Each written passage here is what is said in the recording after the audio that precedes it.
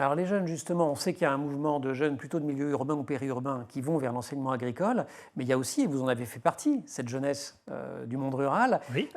gardienne aussi d'un certain nombre de traditions. C'est pas toujours facile de rentrer non plus dans cet univers-là. Alors bien sûr, c'est pour ça que moi, par exemple, je me suis lancé aussi à côté de mon travail, j'ai créé une société d'agriculture urbaine.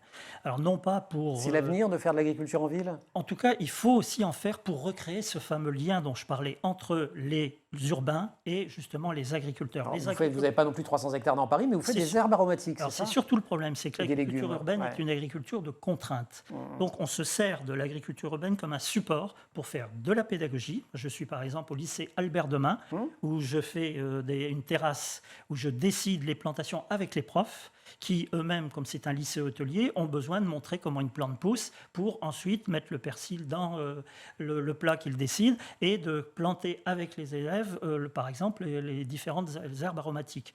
Donc c'est surtout recréer du lien, après faire de la communication, faire de l'événementiel, et grâce à cela, on peut aussi renouer le contact, et c'est pour ça que les Journées nationales de l'agriculture, on veut du dialogue, de l'écoute et de l'explication.